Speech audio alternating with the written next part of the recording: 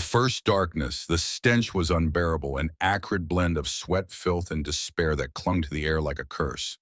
Runa pressed herself into the furthest corner of her cell, knees drawn tight against her chest, trying to shrink her existence into something invisible.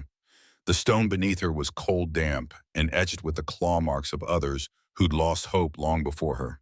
Her cerulean skin, once smooth and radiant, was now streaked with grime and bruises.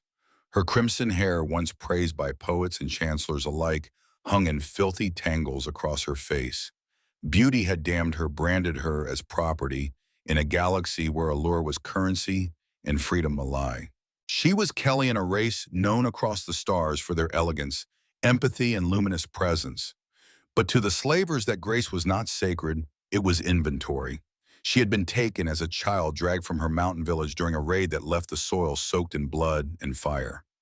20 years had passed since that day, 2 decades of being sold from one master to another, each more cruel and inventive in his torments than the last.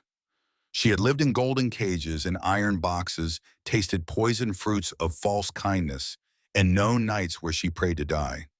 And yet, she lived. Now she found herself on Horg Prime, a festering world on the fringe of civilized space. Her latest purchaser was Gar the Hutt, a name that inspired shudders even in hardened criminals. A trafficker of flesh pleasure and secrets, Gar's reputation was built not on greed, but on gluttony, on the deliberate, methodical breaking of will. His palace was a tomb of autonomy where slaves became decorations, tools, amusements. Runa had heard whispers of what he did to those who dared resist, of the training gardens where attendants were reshaped into obedient shadows of their former selves. The fear was a creature with claws wrapping itself around her rib cage. But deeper still, beneath the terror, beyond the trembling, a single ember of something unbroken still glowed. Hope. The guards came without warning, heavy boots thudding, chains rattling. One barked in Hutei's, spitting slurs as he unlocked her door. "On your feet, Shudda." His porcine face twisted into a sneer as he yanked her to standing. The grip on her arm was bruising his claws, digging into her skin with practiced cruelty. Runa stumbled into the corridor, blinking against the dim, flickering lights. All around her, other cells whispered her name with silent eyes. Slaves too broken to meet her gaze, yet still drawn to the last flicker of defiance in her posture. They stopped before a door carved with Gar's grotesque sigil, 2 coiling serpents devouring each other, infinite hunger with no end. The guard pounded the door and a slit opened. A pair of bulbous eyes peered out. Then the door creaked open. Heat blasted her in the face, thick with musk and rot, and something worse, something alive. The scent of domination. Inside, the room stretched wide like a theater of excess. Species from across the galaxy reclined on silken couches, draped in jewels and temptation. And at the center, sprawled across a dais of flesh and gold, was Gar the Hutt, obscene, gargantuan, grotesque. "My sweet new morsels," he rumbled, voice wet and crawling. "Come closer." Runa's chains clanked as she was shoved forward. Her knees buckled, but she kept her eyes down. She would not give him the satisfaction of watching her cry. A pudgy finger tipped her chin up. "Exquisite," Gar hissed, "but you must be broken first." And yet behind her downcast lashes her soul burned. The galaxy could chain her flesh, but not her fire, not yet. The gods in armor, the eclipse ball was madness incarnate. Lights pulsed in feverish hues from floating orbs. Music thundered from invisible choirs, vibrating the walls and the bones of every attendee. Bodies writhed in rhythm dancers, slaves, dignitaries. Greed wore silks and cruelty wore smiles. Runa stood motionless on a raised platform draped in transparent veils and glittering chains. A living ornament, a trinket bought and polished for show. Her body had been scrubbed raw, her hair twisted into regal coils. Jewels hung from her wrists and neck, not as gifts, but as signals owned. Perfect, obedient. But beneath the gauze and glamour, Runa's spirit held the shape of a blade. She did not forget the whip. She did not forget the hands. She remembered everything, and she waited. Across the ballroom, Gar the Hutt lorded over the festivities. He was half submerged in a mound of flesh and consorts, his bulbous eyes scanning the room with glee. A swollen king gorging on his own sense of invincibility. Beside him, his lieutenants laughed at twisted jokes, their cups overflowing with stolen vintage and spilled blood. Then the music faltered. The air itself seemed to pause, trembling. The crowd hushed like prey, sensing a predator that had not yet appeared. From the grand entrance at the far end of the hall, shadows stepped into light, 12 of them, tall and silent, moving with the fluid, terrible grace of predators in armor. They wore suits of black alloy that shimmered with an oily sheen, the surface shifting like liquid obsidian. Helmets masked their faces completely. No visor, no eyes, just blank reflective death staring outward. They walked in unison, silent, forming a wedge of inevitability. But it was the one at their center who broke the world. He was taller than the others, his armor darker, threaded with pulsating veins of crimson light that throbbed in sync with something not mechanical, but alive. A long black cloak rippled behind him, moving as if caught in its own dimension. His presence was gravity, and it bent the room. Even Gar the Hutt shifted, uncertain.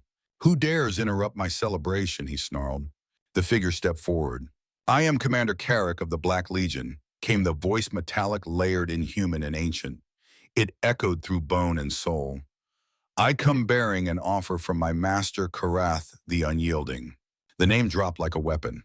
Whispers hissed through the crowd. Karath, the Ghost Emperor, the Planet Burner. Gar narrowed his eyes, tongue flicking nervously. "You have my attention, Commander. Speak." Karak did not bow. "My master admires your efficiency. He seeks your cooperation. In exchange for your assistance recovering certain relics, he offers 12 prime worlds. Untouched. Ripe. Yours." A tremor passed through the audience. This was no ordinary deal. This was heresy wrapped in opulence. Gar licked his jowls. "Intriguing. I shall consider it." Karak nodded once, then turned. As he passed the platform, his helmet swiveled, fixing directly on Runa. She felt it instantly, like being pierced. It wasn't lust. It wasn't curiosity. It was calculation. Recognition. As if her existence triggered something ancient behind that mask. Her pulse raced. She dared not meet the gaze, though she couldn't see his eyes. Yet something inside her whispered, "He sees you." And then he moved on. Runa exhaled slowly. Her hands trembled. The crowd resumed its noise, but her mind was still echoing with that voice. Karak, Black Legion, Karath. She had heard stories even in the pens. Mercenaries who answered to no state. Avatars of justice or death depending on who paid. No survivors, no exceptions, no mercy. What did they want with Gar? What did they see in her? And why, for the first time in 20 years, did her heart pound not with fear, but with the scent of change? Something was coming. Something unstoppable. Eyes that sparked the storm. Long after the Black Legion vanished into the crowd, Runa still felt the echo of his stare burning into her skin. It hadn't been the leer of a buyer or the cold appraisal of a slaver. It had been something far more dangerous, recognition.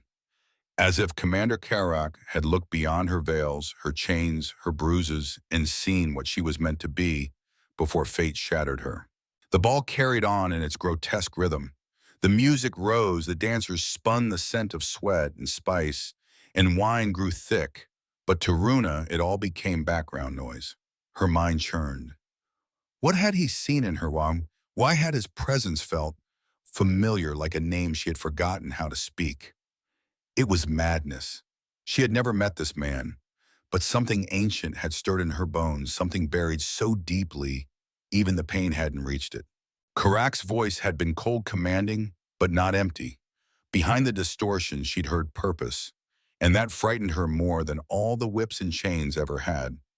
Gar's cruelty was base, predictable, but this was the gaze of a being with an agenda written in blood and fire, and it had paused for her. She tried to dismiss the thought, but it clung to her as persistent as the marks on her wrists.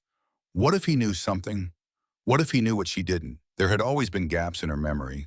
Strange dreams, flashes of words in languages no one had taught her, the way light sometimes bent oddly around her fingertips when she was alone. Things she'd buried, convinced they were remnants of trauma or the ravings of a girl desperate to feel special in a world that crushed anything exceptional. Now the silence between Karak's words seemed filled with invitation. Across the hall, Gar laughed, his guttural wheezing rattling the crystals hanging from the ceiling. He gorged himself on adoration and excess, oblivious to the tremor that had passed through the fabric of his empire.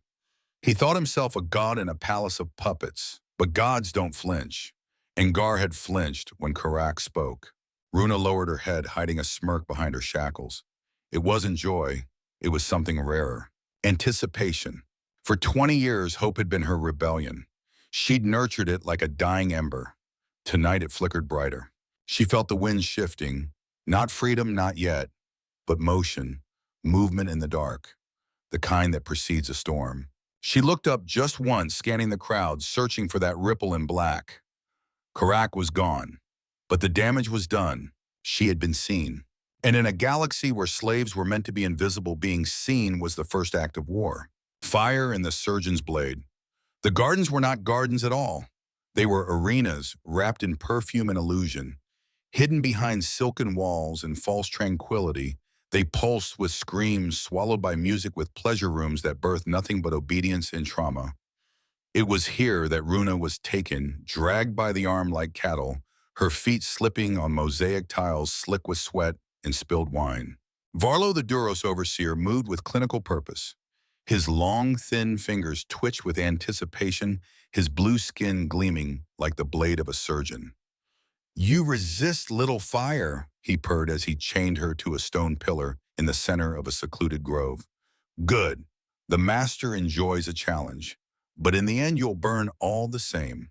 From beneath his robes, he withdrew the whip, a neuronic strand of coiled plasma that hissed and shimmered like a serpent made of pain. Runa said nothing. He lashed. Lightning seared her back, her shoulders, her spine. Her scream never left her throat. Her body convulsed, but her mind went inward to that small, sacred space she had built inside herself over the years. A fortress of memory and defiance. "You'll break," Varlo whispered after the fifth strike. "They all do." She didn't reply. He circled her, a predator with time. "Tell me, do you know why you were purchased?" he asked, voice low, almost conversational.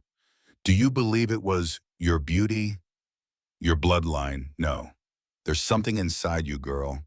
Something ancient. Something Gar wants to own."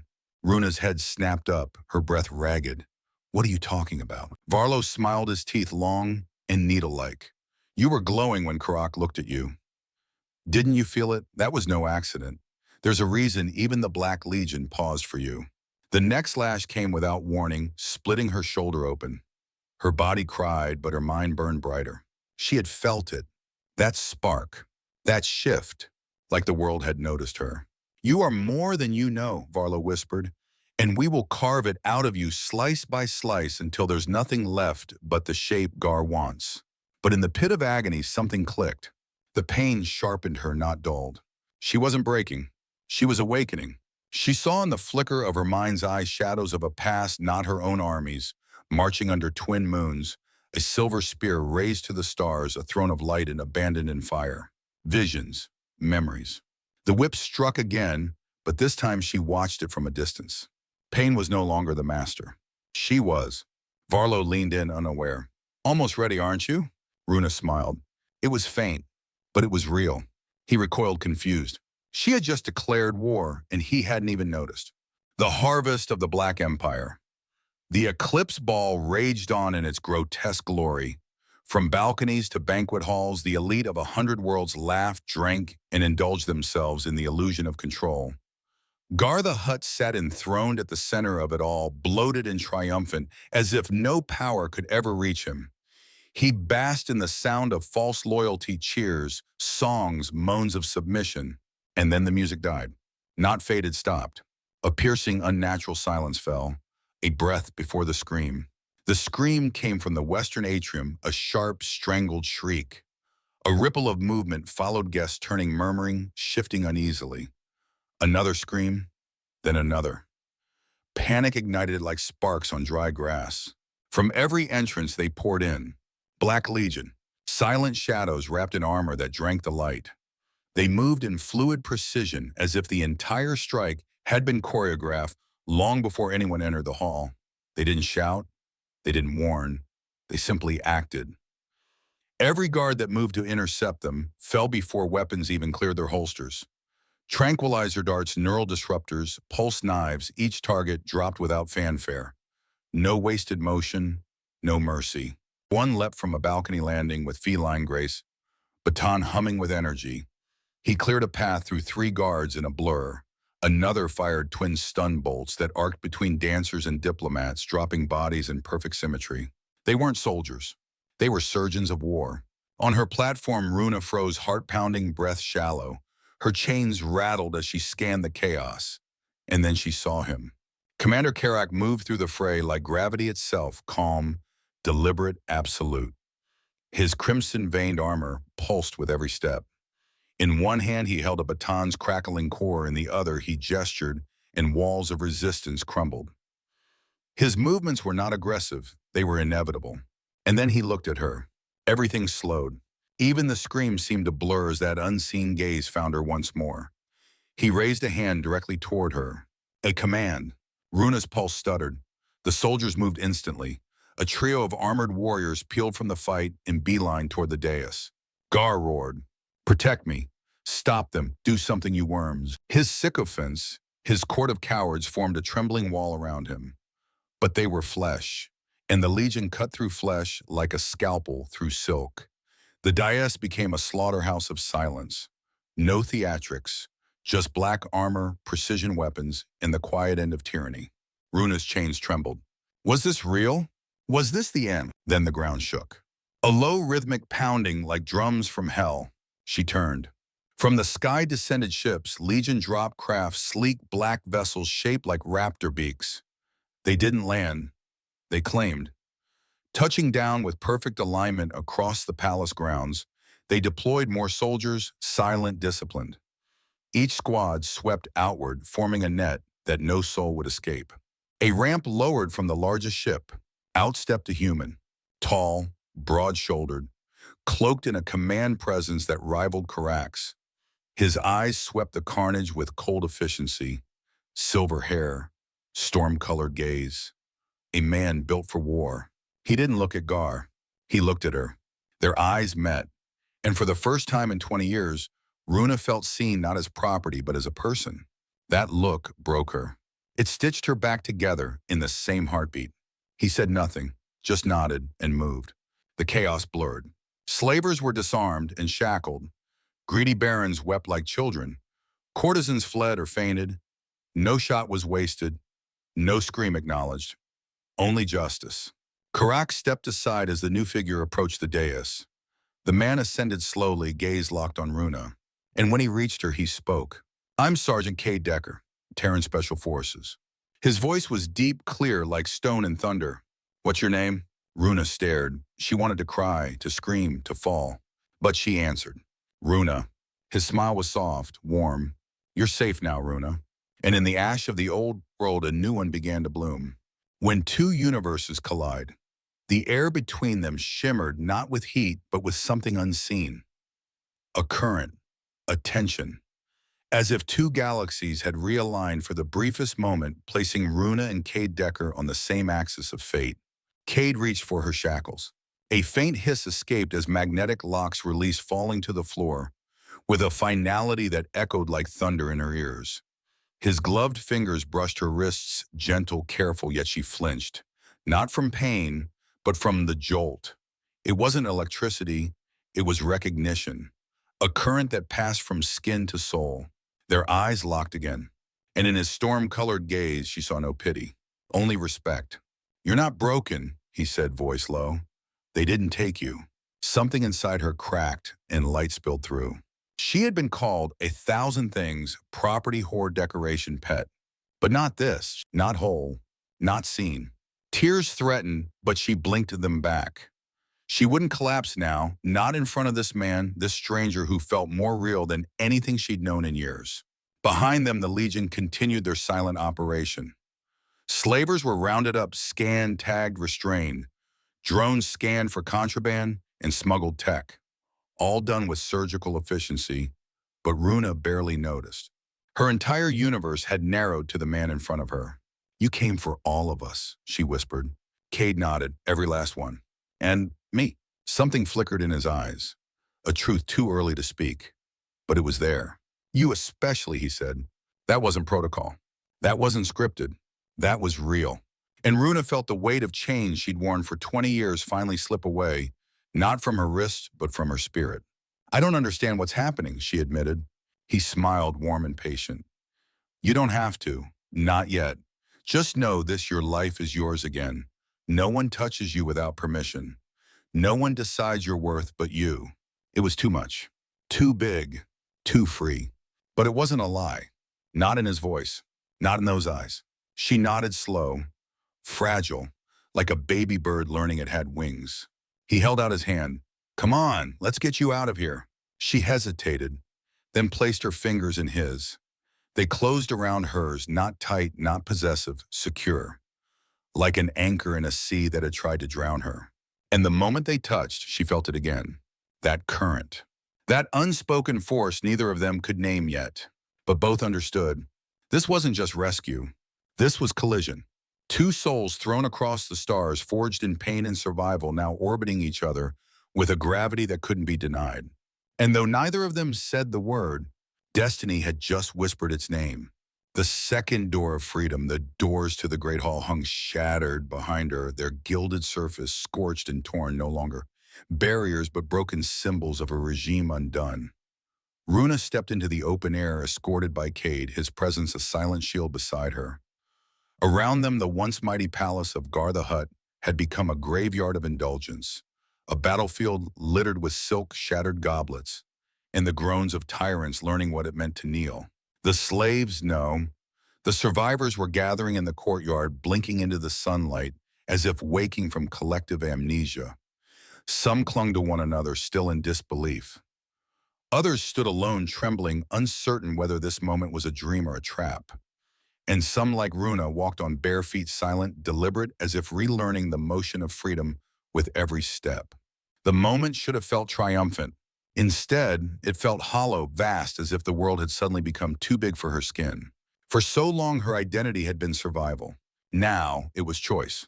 Runa halted at the top of the steps overlooking the square, the wind brushing through her tattered silks, lifting her hair as if trying to cleanse her. Below, the black armored warriors of the Legion continued their precise operations, freeing scanning tending. No brutality, no vengeance, just justice measured and exact. She looked at the open sky. No bars, no walls, no eyes tracking her like property. It should have been beautiful, but it was terrifying. Because this wasn't the first door. This was the second. The first door was the cell. The second was within, and it could only be opened from the inside. She clenched her fists, breathed deep, took one step forward, then another. And it came release. Not from chains, from the belief that she was only what they had made her. Beside her, Kade said nothing. He didn't reach out. He let her cross that invisible line alone. Because he understood. This was not the end of her captivity. It was the beginning of her reclamation. And as sunlight hit her face, warm and unforgiving, Runa whispered a single truth to the wind. I am still here. The man behind the helmet. The Terran warship hummed beneath her, a low living pulse that echoed through its metal bones. Every corridor gleamed with discipline, every motion calculated, precise. But unlike the sterile luxury of her former prison, this ship breathed a different kind of order, a structure that existed not to dominate, but to serve a purpose far nobler: protection. Runa sat on a bench near the wide observation window, wrapped in a soft gray blanket, watching the stars drift beyond the glass. They looked so still, so eternal. In the past, she'd seen stars only as cruel spectators, witnesses to her pain. Now, for the first time, they looked like promises. The door slid open behind her. She didn't turn. She didn't need to. I thought you might want company, Kade said, voice gentle, familiar now. He walked to her side, no longer wearing armor, just a dark undershirt and utility trousers. The absence of armor didn't make him seem smaller. If anything, it made him more real, less a symbol, more a man. She spoke without looking. Are you always this calm after storming a palace? He chuckled. Only when it ends in rescuing someone like you. That drew a glance. His eyes met hers without flinching, the color of storm clouds before the break. I don't know how to act, she admitted. Everyone around me is crying, laughing, rejoicing. I feel still. He nodded. Stillness is okay. It means your system is trying to breathe again. Runa turned back to the stars. I spent 20 years becoming invisible. How do I become someone again? Kade sat beside her, one step at a time and not alone. She hesitated, then asked the question that had lingered since the moment he touched her chains. Why are you doing this? Why did you come for us? His jaw tightened. Because no one came for my sister. Silence followed heavy reverent. She was taken in a raid. I was too young to fight. I trained, joined the Legion, spent years hunting down the slavers who sold her. When I finally found her, it was too late. Runa didn't speak. She just listened, eyes wide. I made a vow, he continued, that no one else would die alone in a cage. Not while I still breathe. There was no theater in his voice, no drama, just a scar that had never fully closed. I'm sorry, she whispered. He gave a tight smile. Don't be. That pain became purpose. She looked at him fallingly now, not as her rescuer, but as a man scarred like her, shaped like her, hardened by injustice and still choosing to save. I don't even know who I am anymore, she said. Then let's find out together, he replied, eyes locked on hers. She didn't respond with words. Instead, she leaned ever so slightly into him, not collapsing, not clinging, but acknowledging something undeniable. A bond. A beginning. In the silence, they watched the stars move. And somewhere in the space between them, a future began to take root, not forged in romance or rescue, but in shared pain, mutual strength, and the possibility of becoming more than what the world had tried to break. The soul's awakening time passed in moments, not hours. Runa didn't count them, she felt them. Every breath was a rediscovery, every step aboard the Terran ship, a quiet rebellion against who she had once been told to become. The bruises were fading, the burns healing. But the real change wasn't in her skin, it was in her soul and in her eyes. She stood at the central deck, now facing the panoramic starlight. Kade stood beside her, silent but present. Their hands didn't touch yet, something between them pulsed stronger than gravity. It was no longer just gratitude or trust. It was becoming something deeper, something that didn't ask for permission. Kade turned to her, reaching into his uniform. From a sealed pouch, he withdrew a small golden band, simple, unadorned, and yet it shimmered with something more than metal. He dropped to one knee. Runa froze, her heart stumbled. Runa, he said, voice steady, eyes locked on hers. I don't offer this as a rescuer or as a soldier. I offer this as a man who found something in you I never thought I'd find again. He opened his hand. The ring lay across his palm like a question only she could answer. I love you, he said simply, not because you survived, but because of who you are after. The room spun. Her lips trembled. You don't know everything about me. I don't need to, he replied, but I'd spend the rest of my life learning. Her breath hitched. She stepped forward slowly, deliberately. Yes, she whispered. The moment her fingers touched the ring, everything changed. A surge of light rippled through the air. The floor beneath them vibrated with ancient resonance. Holographic lines erupted from the band, forming a spinning map of lost worlds and forgotten runes suspended in midair. Crew members gasped. Kade rose slowly, stunned. Runa stared at the light, her hand glowing faintly. It's reacting to you, he murmured. She nodded, voice quiet, because it knows me. And in that instant, Runa understood she was not just rescued. She had been awakened. Oaths beneath the galaxy. The deck of the Terran vessel was packed with survivors. Former slave soldiers and officers stood shoulder to shoulder beneath the projection of the ancient map now glowing above the command dais. Some stared in awe, others knelt in silent prayer, and many simply wept, overwhelmed by the dawning truth that this was not just rescue. This was resurgence. Runa stood in the center, the golden ring still glowing on her finger. The star map spun slowly, lines of light reaching out to lost corners of the galaxy. The device had responded to her, awakened by her blood, her presence. Whatever ancient key it was, it had waited for her. And beside her hand, wrapped around hers like armor made of flesh, stood Kade. He raised his voice strong and clear. Today we struck a blow against tyranny. Not just for Horg Prime, but for every silent world still shackled in the dark. We are not just liberators. We are the answer to a question long forgotten. Does anyone still care? A murmur of emotion rippled across the room. Kate continued, remember this moment. Remember that even if you were born in chains, your future is not owned. You are more than what they made you. You are not broken. You are free. The crowd erupted not in chaos, but in unity. Voices rose together, not screaming, but chanting. A rhythm born not of war, but of awakening. A chorus of the once voiceless reclaiming the stars. Runa stepped forward. Her voice trembled, but she led it. I was nothing, she said. I was no one. But they failed to kill the one thing that made me dangerous hope. She raised her fist.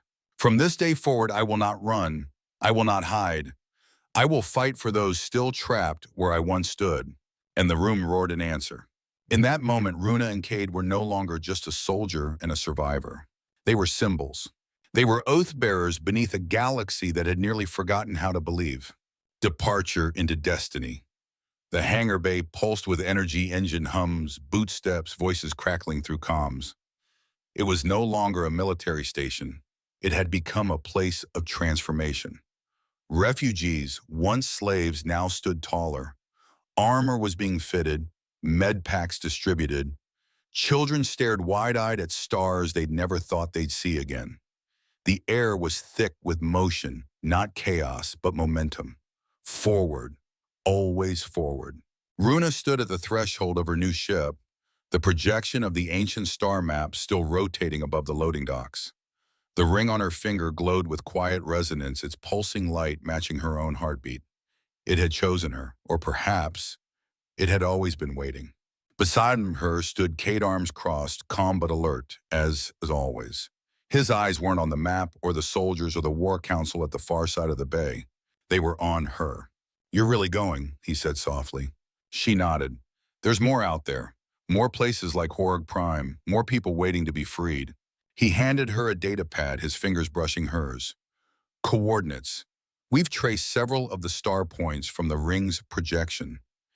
Ancient ruins, forbidden zones. They're not just hiding tech. They're hiding truth and power. And I'm the key, Runa said. You're more than that, he replied. You're the first light in a long-forgotten storm. She turned to him, eyes fierce. You coming? He smiled, not with flirtation, but with faith. I follow the fire, remember always. They walked together up the ramp side by side, each step a declaration of love, of defiance, of war still to come. Behind them, survivors followed, some healed, some still bleeding, all transformed. They were no longer just saved. They were assembling a movement, a message, that the age of chains had ended. As the ramp closed and the ship lifted into the black, Runa looked out one last time, not as a prisoner, not even as a survivor, but as a commander of what came next. The stars ahead were dark, uncertain, full of danger. She smiled. Let them come. She wasn't running anymore. She was rising.